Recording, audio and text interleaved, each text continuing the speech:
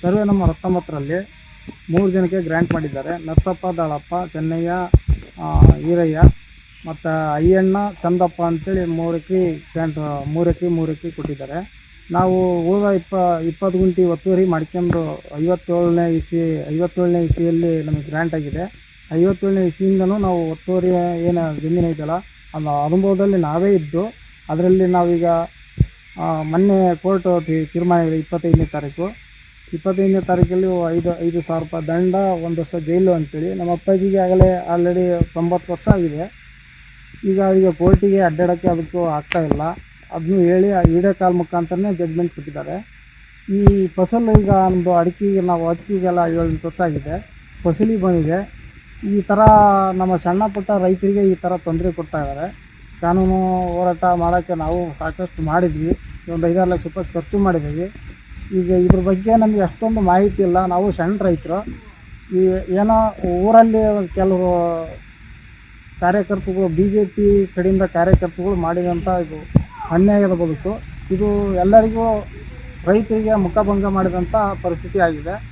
ಈಗ ನೋಡಿದರೆ ನಾವೀಗ ಒಂದು ಗಿಡ ಸಾಕೋಕ್ಕೆ ಬೆವರು ಸುರಿಸಿ ನೀರು ಬೋರ್ಗಳ ನೀರಿಲ್ದ ಅಲ್ಲಿಂದ ನೀರು ತಗೊಂಡು ಸಾಕಿ ಸಲಿದೀವಿ.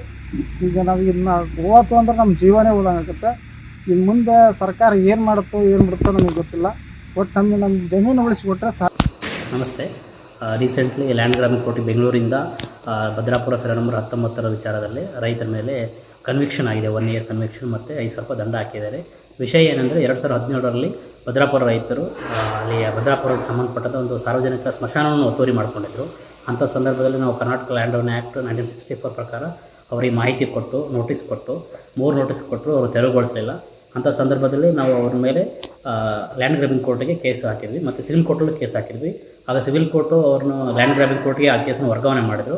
ಈ 2017ರಿಂದ ಇಲ್ಲಿವರೆಗೆ ಒಟ್ಟು 3ರಿಂದ 4 ವರ್ಷ ಕೇಸ್ ನಡೆದು ಈಗ ಅವರು ಸ್ಮಶಾನ ಭೂಮಿಯನ್ನು ತೆರವುಗೊಳಿಸಬೇಕು ಅಂತ ಹೇಳ್ಬಿಟ್ಟು ಅವರಿಗೆ ದಂಡ ವಿಧಿಸಿ ಮತ್ತು ಕನ್ವಿಕ್ಷನ್ ಮಾಡಿದೆ. ಇನ್ನೂ ನಮಗೆ ಲ್ಯಾಂಡ್ ಗ್ರಾಬಿಂಗ್ ಕೋರ್ಟಿಂದ ನಮಗೆ ಅಧಿಕೃತವಾಗಿ ಜಾಗವನ್ನು ತೆರವುಗೊಳಿಸೋಕ್ಕೆ ಆದೇಶ ಬಂದಿಲ್ಲ. ಆದೇಶ ಬಂದ ನಂತರ ನಾವು ಕ್ರಮ ವಹಿಸ್ತೀವಿ.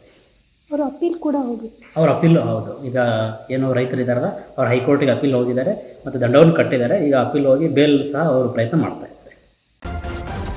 ನ್ಯೂಸ್ ಫಸ್ಟ್ ನಿರ್ಭೀತಿಯಿಂದ ನಿಮ್ಮ ಪರವಾಗಿ.